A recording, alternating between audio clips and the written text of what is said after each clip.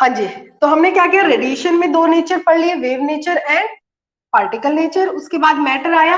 Matter वैसे तो हमने पार्टिकल नेचर पढ़ा ही हुआ है, हम सब क्या है, पार्टिकल है, पार्टिकल नेचर ही शो होता है यहाँ पे। लेकिन बात आती है वेव नेचर की, तो इस यूनिट में हम क्या पढ़ेंगे, मैटर के वेव नेचर को, यानी जो स्मॉल पार्टिकल्स होते हैं जैसे इलेक्ट्रॉन है, वो क्या शो करेंगे, वेव नेचर। जैसे हम एक्सपेरिमेंट करेंगे डेविसन एंड जर्मर का। क्लियर है। इसके बाद आपके पास आएगा फोटो इलेक्ट्रिक इफेक्ट, जहां से हम स्टार्ट करेंगे। देखो मैं फोटो इलेक्ट्रिक इफेक्ट से स्टार्ट कर रही हूँ, जो बेसिक टर्म्स होंगी वो इसी के अंदर आएंगी, साथ साथ करेंगे हम डिटेल में, क्योंकि फोटो इलेक्ट्रिक इफेक्ट जो टॉपिक है वो कॉन्सेप्चुअल है, इसमें से छोटे छोटे क्वेश्चंस बहुत बनते हैं। या तो न्यूमेरिकल आएगा इसके ऊपर बेस्ड, वर्क फंक्शन से रिलेटेड, या फिर इसके ऊपर बेस्ड कोई जैसे एमसीक्यू है उसमें क्वेश्चंस निकल आएंगे। ठीक है, तो थोड़ा ध्यान से करेंगे हम एक एक पॉइंट। फोटो इलेक्ट्रिक इफेक्ट,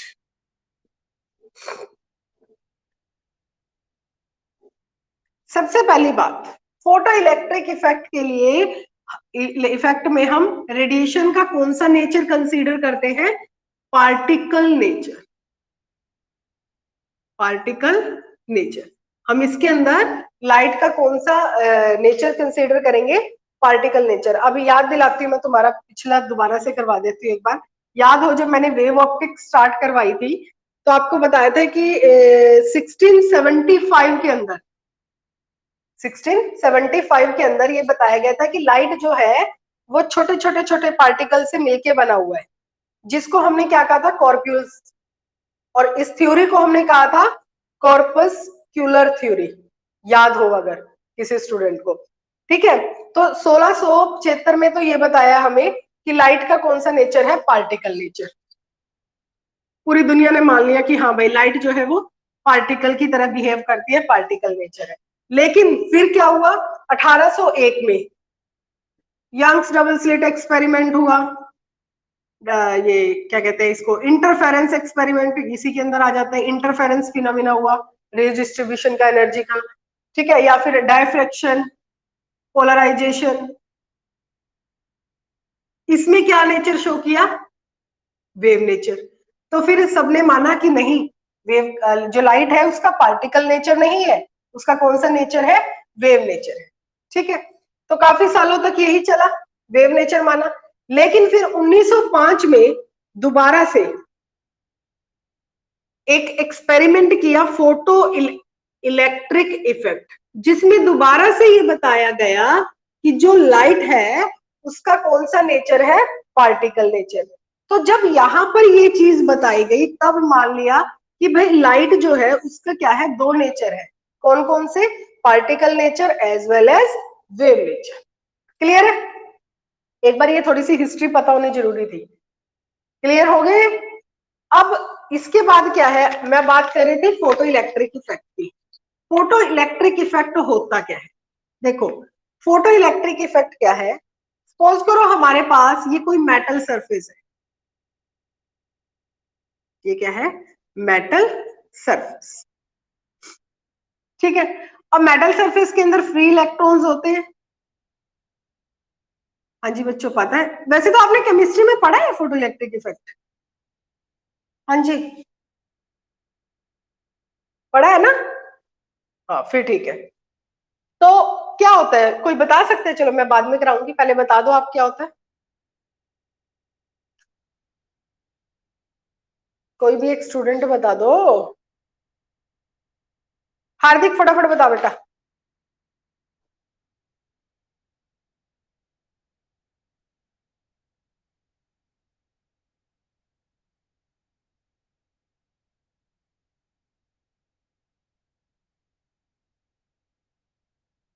यानी कुछ कुछ पता है, चलो ठीक है।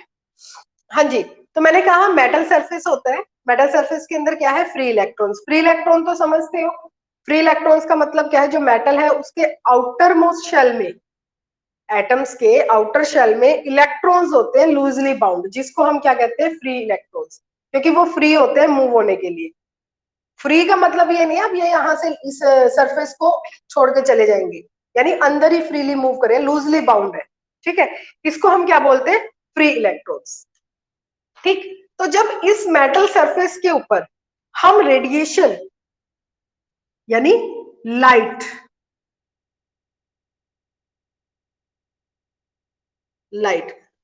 Of high energy high frequency और लो वेवलेंथ, देखो वैसे तो आपको समझ आ गया होगा, मैंने लिखा इसलिए कई बार बच्चों को पता नहीं चलता, हाई फ्रीक्वेंसी है तो लो वेवलेंथ ही होगी, ये तो पता ही है हमें, रेसिप्रोकल होते हैं। तो मैंने कहा लाइट हाई फ्रीक्वेंसी की या लो वेवलेंथ की। देखो एनर्जी क्या होती है, एच न्यू, न्यू क्या होता है सी बाय लेमडा। लो वेवलेंथ है यानी हाई एनर्जी, फ्रीक्वेंसी हाई है तो भी हाई एनर्जी, बात तो एक ही है। इसका मतलब जब हाई फ्रीक्वेंसी लो वेवलेंथ की लाइट फॉल करेगी तो एनर्जी क्या है उसकी हाई है। जब हाई एनर्जी इसके ऊपर फॉल करेगी तो यहां से कुछ इलेक्ट्रॉन्स इजेक्ट होंगे, इलेक्ट्रॉन्स इजेक्ट होंगे, जिस फिनोमिना को हम क्या कहते हैं, फोटो इलेक्ट्रिक इफेक्ट। क्लियर है, समझ आइए बात। यानी मेटल सरफेस पे हम क्या कर रहे हैं, हाई फ्रीक्वेंसी और लो वेवलेंथ की लाइट को फॉल करवा रहे हैं, जिसकी वजह से इलेक्ट्रॉन्स एमिट हो रहे हैं। ठीक है, तो आप इसकी डेफिनेशन कैसे लिखोगे, डेफिनेशन लिख देती हूं मैं इसका। It is the phenomena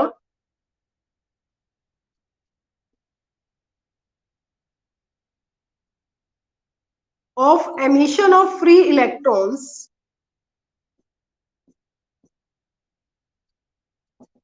from the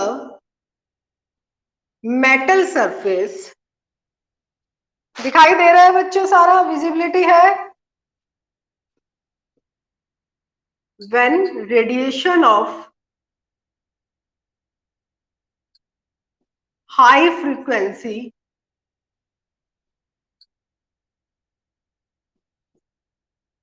and low wavelength fall on them, तो उसको हम क्या कहते हैं, फोटो इलेक्ट्रिक इफेक्ट। हाँ बच्चों, विजिबिलिटी है, कुछ ऐसा तो नहीं है नहीं दिखाई दे रहा हो, ठीक है। Photo electric effect, photoelectric effect क्या है, phenomena of emission of free electrons from the metal surface when radiation of high frequency fall on them। High frequency low wavelength दोनों चीज आप मेंशन करना चाहो तो कर सकते हो, ठीक है। अब इससे related photo electric effect detail में करने से पहले मैं कुछ एक पॉइंट्स बता रही हूँ, नोट कर रही हूँ यहाँ पे, जो आप भी नोट करोगे, क्योंकि उसमें से एक या दो नंबर का है, वैसे तो एक ही का बनेगा। बेटा ओमकार, इसने चाहे गूगल से पेस्ट करी हो चाहे कहीं से करी हो, आप जो मैं समझा रही हूँ उसकी तरफ फोकस करो, ठीक है, सक्षम के आंसर की तरफ फोकस मत करो। ये मुझे भी पता है कौन कहाँ से कैसे कॉपी पेस्ट करते हैं, आपको क्लियर करने की जरूरत नहीं है। हाँ भाई, जो मैं पॉइंट्स बता रही हूँ वो ध्यान से लिख लेना, क्योंकि उसमें से एमसीक्यू जरूर आएंगे, एक एमसीक्यू तो जरूर मिलेगा आपको। और वैसे भी ये केमिस्ट्री में भी आपने पढ़ा होगा। सबसे पहले जो लाइट है दैट कंसिस्ट ऑफ पार्टिकल्स, जिसको हम क्या कहते हैं, photon. Light consist of particles called photon.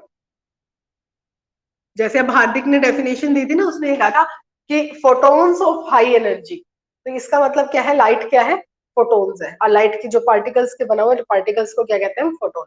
अलग अलग नाम दिए हुए हैं, जैसे अगर मैं एग्जांपल लूं, मैक्सवेल है, मैक्सवेल ने फोटोन को कहा था वेव पैकेट। क्या कहा था, वेव पैकेट, उसने वेव नेचर के अकॉर्डिंग बताया था। आइंस्टाइन है, आइंस्टाइन ने इसको बताया था एनर्जी पैकेट। भाई फोटोन जो है वो क्या है, छोटे छोटे पैकेट्स है एनर्जी के, ठीक है। तो इस तरह से अलग अलग नाम है कुछ, जैसे एक नाम दिया था फोटोन का, क्वांटा। क्वांटा मतलब स्मॉल पार्टिकल्स, है ना, छोटे छोटे स्मॉल पार्टिकल्स, तो उसका नाम दिया था। तो फोटोन को आप क्वांटा भी कह सकते हो, ठीक है। फोटोन्स को, बेटा वीडियो में कोई दिक्कत तो नहीं आ रही है, क्योंकि मेरे पास मैसेज आया अनस्टेबल इंटरनेट कनेक्शन का। ओके, ठीक है। तो फर्स्ट क्या है कि light consist of particles which is called photon, quanta, wave packet, energy packet, कुछ भी कह सकते हो। सेकेंड, एक नंबर का क्वेश्चन बन सकता है ये कि जो मास है फोटोन का, क्या वो डिफाइंड था? नहीं। मास जो न्यूटोनियन एक्सपेरिमेंट हुए थे या जो भी न्यूटोनियन के कॉन्सेप्ट है उसके अकॉर्डिंग मास फोटोन का डिफाइन नहीं हुआ था। सिर्फ एक चीज डिफाइंड हुई थी कि rest mass of photon is 0। ठीक है, तो क्या लिखेंगे हम? The mass of photon is not defined, the mass of photon is not defined, but the rest mass of photon is 0। Rest mass का मतलब समझते हो आप? कोई बता सकते हैं मैंने ये क्या लिखा है रेस्ट मास ऑफ फोटोन? हाँ जी, कोई बताएगा? उज्जवल, जब फोटोन रेस्ट पे हो यानी उसकी वेलोसिटी कितनी है? 0। उस टाइम पे जो भी उसका मास होगा वो हमेशा क्या रहेगा? 0। थर्ड पॉइंट, सभी फोटोन्स की स्पीड कितनी होती है? ट्रेवल्स विद, हाँ जी, कितनी होती है स्पीड? लाइट की जो स्पीड होगी वही फोटोन की होगी, 3 × 10⁻⁸ मीटर पर सेकेंड इन एयर और वैक्यूम,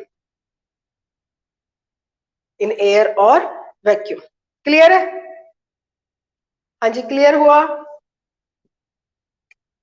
हर एक फोटोन के पास डिफाइन हो सकती है जो डेफिनेट एनर्जी एंड मोमेंटम है, यानी E is equal to h nu, P is equal to h/λ। पढ़ा हुआ है केमिस्ट्री के अंदर तुमने, ठीक है। फोटॉन्स और किसी भी मैटर पार्टिकल में क्या आ सकता है? इलेक्ट्रॉन भी आ सकता है, अल्फा पार्टिकल भी आ सकता है, कुछ भी आ सकता है ना। जो कोलिजन होगा फोटोन और मैटर पार्टिकल के बीच में वो हमेशा क्या होगा? Perfectly elastic. The collision between photon and matter particle is always perfectly elastic।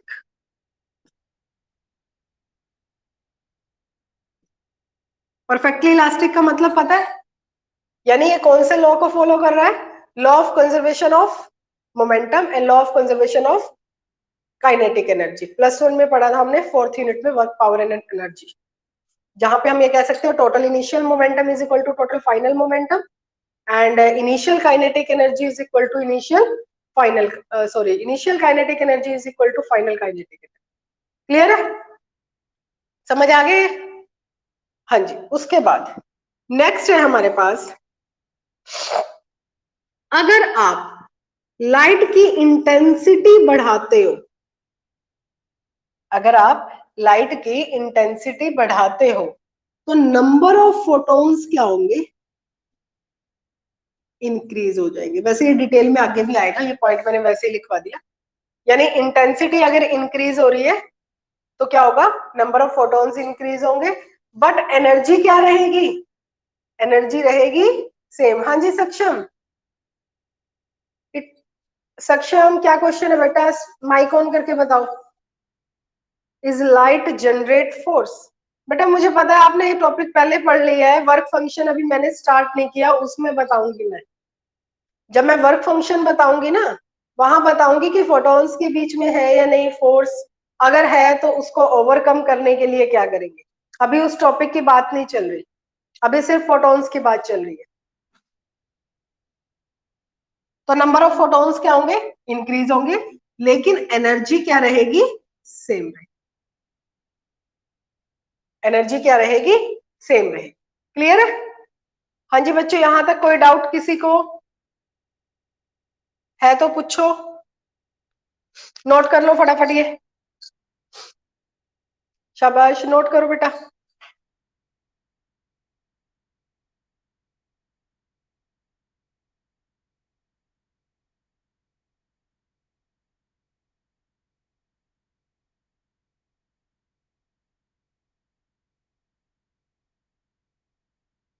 कर लिया नोट?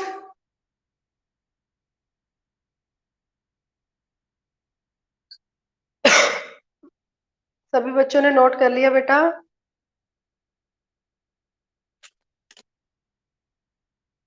ओके।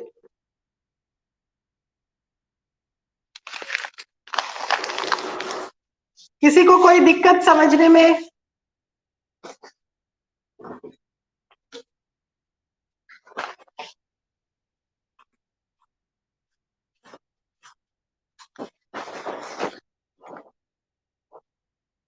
बेटा 1 मिनट वेट करना।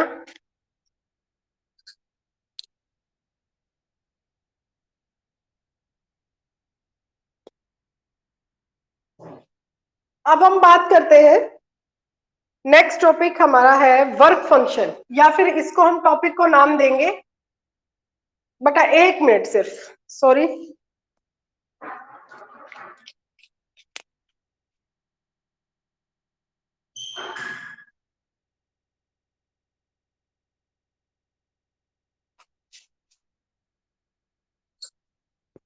हाँ जी बच्चों, नेक्स्ट हमारा टॉपिक है ejection of electrons from metal surface, या फिर आप इसको टॉपिक को नाम दे सकते हो वर्क फंक्शन।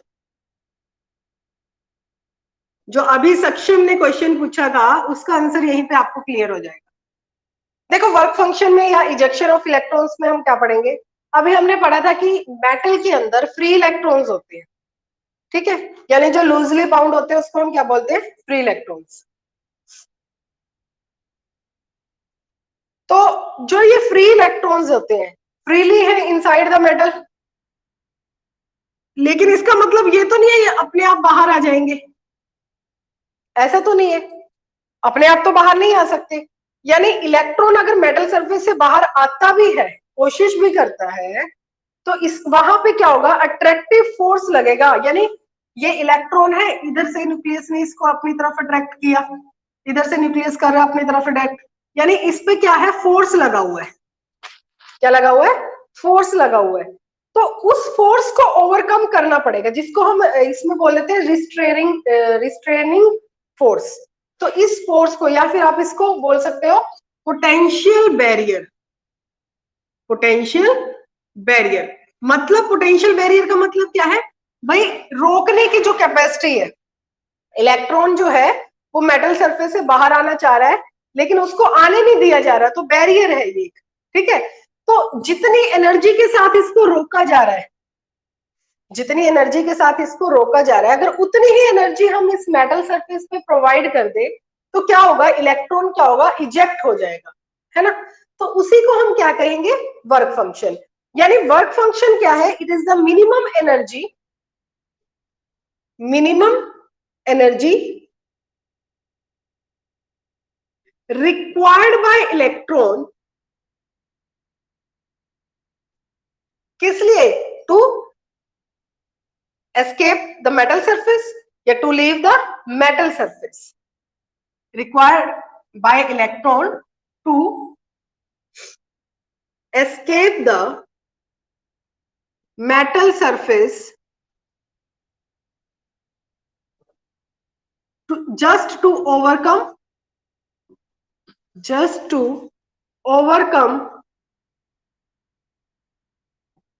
restraining force। यानी जो फोर्स लगा हुआ था, इलेक्ट्रॉन बाहर नहीं जा रहा था, इलेक्ट्रॉन को रोक रहा था।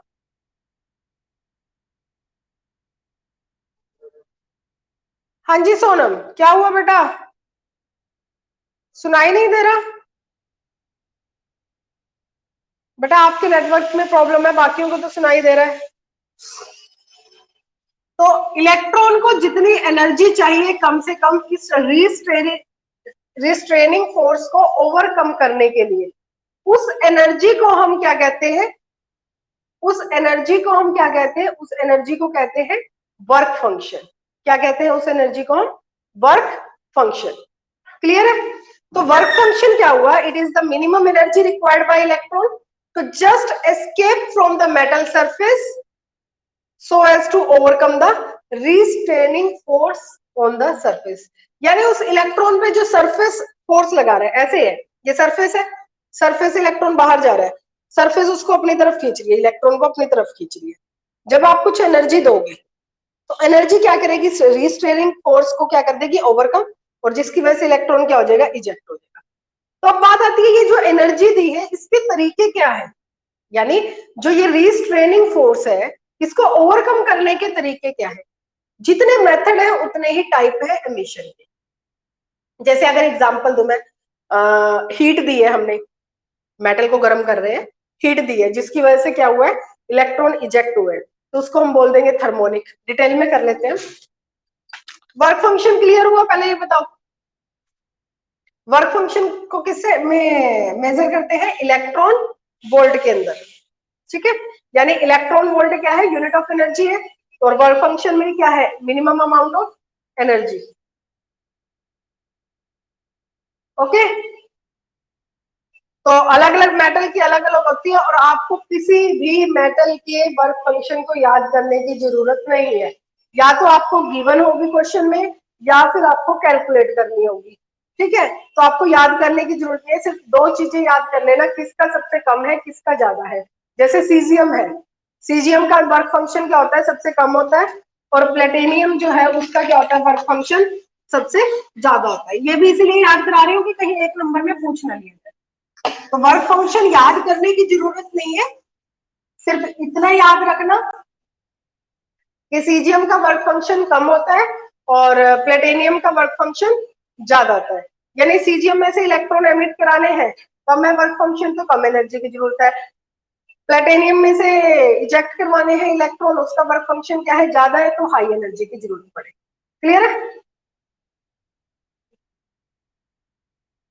सोनम बेटा आप अपने नेटवर्क प्रॉब्लम सॉल्व करो। हाँ जी, और किसी को कोई प्रॉब्लम तो नहीं है। चलो जी, अब बात आते हैं इमेशन की बात। मैंने अभी टाइप बताई थी ना, तो फर्स्ट हमारे पास क्या है,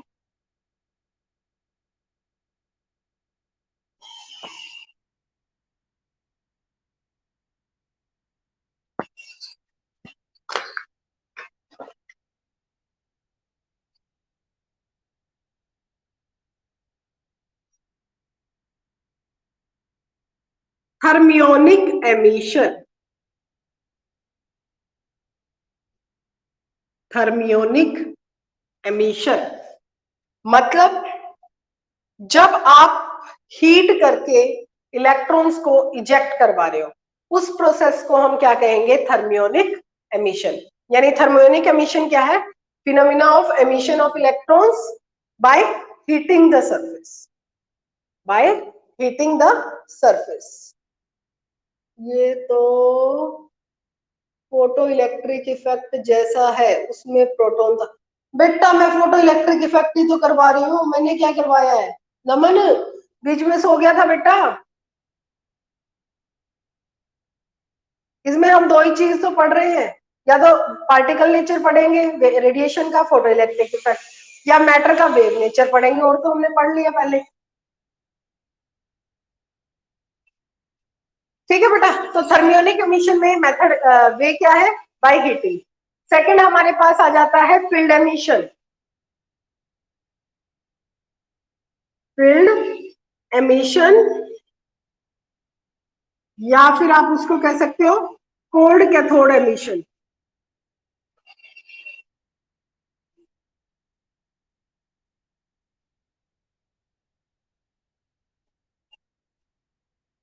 मतलब क्या बना इसका, आप एमिट करवा रहे हो under the effect of electric field, under the effect of electric field. यानी आप क्या कर रहे हो, ये मेटल सरफेस है, इसको किसी इलेक्ट्रिक फील्ड के अंदर रख दिया, है ना। ऑब्वियस है, पॉजिटिव चार्ज इलेक्ट्रॉन को क्या करेगा, अट्रैक्ट करेगा, ज्यादा ज्यादा इलेक्ट्रिक फील्ड के साथ अट्रैक्ट करेगा तो वो पोटेंशियल बैरियर को क्या कर देगा, ओवरकम। तो उसको हम, उस मेथड को हम क्या कहते हैं, फील्ड एमिशन और कोल्ड कैथोड एमिशन। यानी bye strong electric field, bye strong electric field. Clear है। नेक्स्ट है हमारे पास फोटो इलेक्ट्रिक एमिशन, जो हम अभी फोटो इलेक्ट्रिक इफेक्ट से पहले पढ़ा था, photo electric emission. Photo electric emission क्या होता है? यानी आप एमिट करवा रहे हो रेडिएशन से, स्टेबल फ्रीक्वेंसी की हाई फ्रीक्वेंसी लो वेवलेंथ की रेडिएशंस को क्या कर रहे हो, मेटल सरफेस पे फॉल करा रहे हो, तो उसकी वजह से जो इलेक्ट्रॉन्स इजेक्ट होंगे उस फिनोमेना को हम क्या कहेंगे, फोटो इलेक्ट्रिक एमिशन। यानी by falling radiations of suitable frequency. ठीक है बच्चों, लास्ट है हमारे पास secondary emission.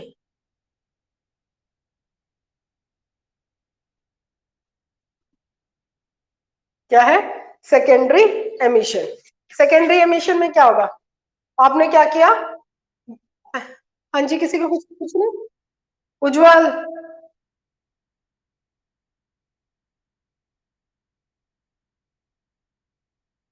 Photo electric emission, अरे अभी तो बताया था, एक मेटल सरफेस है, उसके ऊपर रेडिएशन फॉल करवाई हमने, हाई फ्रीक्वेंसी लो वेवलेंथ की रेडिएशन फॉल कराई, तो उससे क्या होगा, इलेक्ट्रॉन्स एमिट होंगे, क्योंकि हाई फ्रीक्वेंसी का मतलब क्या है, हाई एनर्जी।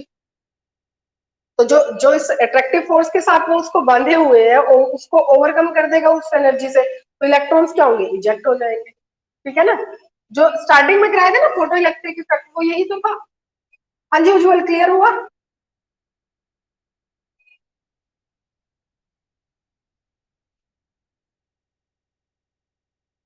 उज्जवल, अच्छा, हाँ जी। सेकेंडरी एमिशन का मतलब क्या है?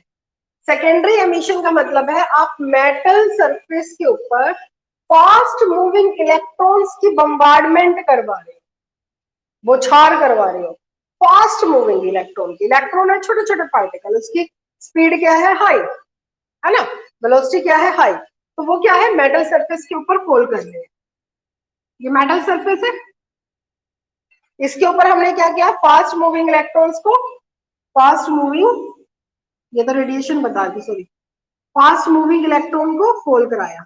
और वैसे भी इलेक्ट्रॉन का वेव नेचर ही होता है, जब फास्ट मूविंग है तो इनकी एनर्जी क्या है, हाई एनर्जी है, इन इलेक्ट्रॉन्स की एनर्जी क्या है, हाई है ना?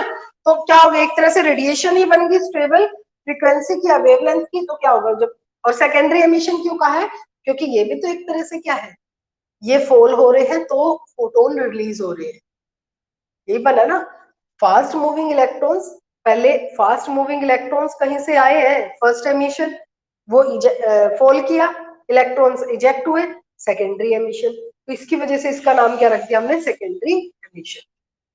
क्लियर है? हाँ जी, समझ आया? जो इलेक्ट्रॉन्स इजेक्ट होंगे उसको हम कहेंगे फोटो इलेक्ट्रॉन्स, और उन इलेक्ट्रॉन्स की वजह से जो करंट पास करेगा उसको हम बोलेंगे फोटो इलेक्ट्रिक करंट। क्या कहेंगे उसको, फोटो इलेक्ट्रिक करंट। यहां तक क्लियर है? कोई डाउट हो किसी को?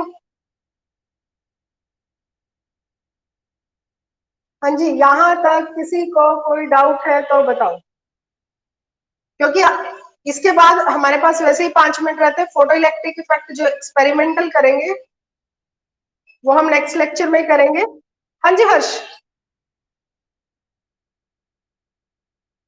सेकेंडरी एमिशन, देखो हम क्या कर रहे हैं, ये एक मेटल सरफेस है, ठीक है, इसके ऊपर मैंने fast electron, fast moving electron, हमने इलेक्ट्रॉन का क्या पढ़ा था, वेव नेचर पढ़ा था हर्ष, है ना, इसका मतलब इसका भी वेव नेचर तो है।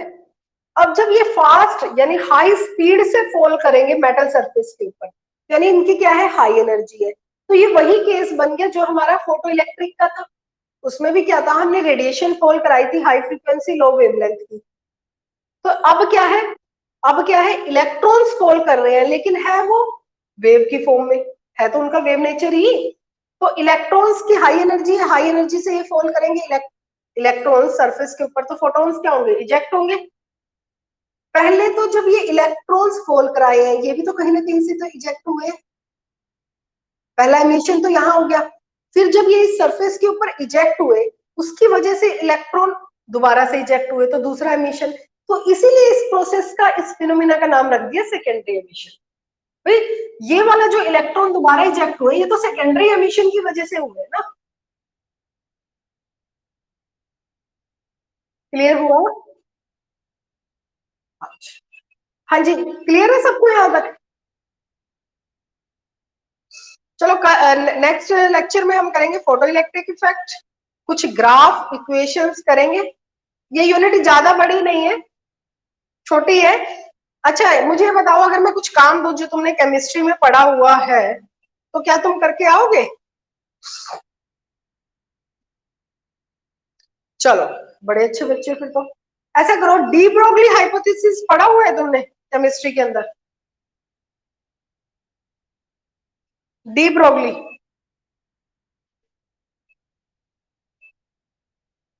बेटा सिर्फ 2 लेक्चर और लगेंगे, ये यूनिट खत्म हो जाएगी तुम्हारी, और मैं बहुत डिटेल में करवा रही हूँ अभी तो। हाँ जी, चलो ठीक है, डी ब्रोगली सबने पढ़ा हुआ है।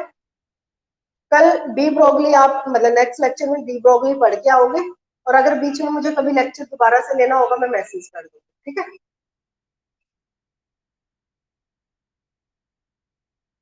फोटो इलेक्ट्रिक इफेक्ट जितना मैंने कराया है वो, और डी ब्रोगली हाइपोथेसिस आप पढ़ के आओगे। नेक्स्ट लेक्चर में हम पढ़ेंगे फोटो इलेक्ट्रिक इफेक्ट, ग्राफ, जैसे इंटेंसिटी के साथ, पोटेंशियल के साथ अलग अलग वेरिएशंस कैसे होंगे, कितने फोटो इलेक्ट्रॉन्स एमिट होंगे, ठीक है? ये पढ़ेंगे, इक्वेशंस पढ़ेंगे इनकी। उसके बाद हम वेव नेचर भी पढ़ेंगे। बाकी एक बार सिलेबस में भी देख लेंगे कुछ डिडक्ट तो नहीं हुआ। साउंड लग कर रही है, विवेक बेटा क्या कहना चाह रहे हो आप? मैम साउंड लग कर रही है? अच्छा, साउंड कट के आ रही है, ये लग क्या है, लग कर आ रही है? लाइव लेक्चर में या यूट्यूब पे रिकॉर्डिंग वाली वीडियो डाल दिया करो। ठीक बेटा, इसमें जब मैं रिकॉर्ड करती हूँ ना, अब जैसे मैंने रिकॉर्डिंग का ऑप्शन प्रेस किया हुआ है तो इसके अंदर लेक्चर रिकॉर्ड हो रहा है, तो आप वहां पे लाइव लेक्चर देख सकते हो। देखा है किसी ने ऑप्शन? हाँ, तो वहां पे लाइव लेक्चर होगा, वहां पे देख लेना। सोनम ने कहा था ना, सोनम बेटा वहां पे देख लेना, वरना मैं ग्रुप में भी डाल दूंगी एक बार, ठीक है? आपके ही ग्रुप में डाल देना। चलो ठीक है बेटा, मैं ग्रुप में डाल दूंगी, लेकिन अभी रिकॉर्ड करके नहीं आएगा, उसको थोड़ा सा टाइम लगता है रिकॉर्ड करके आएगा जो सेव, थोड़े टाइम बाद होता है, कुछ 1 घंटे के बाद, फिर मैं डाल दूंगी, ठीक है? इतने के लिए यही काम है। ओके बच्चों।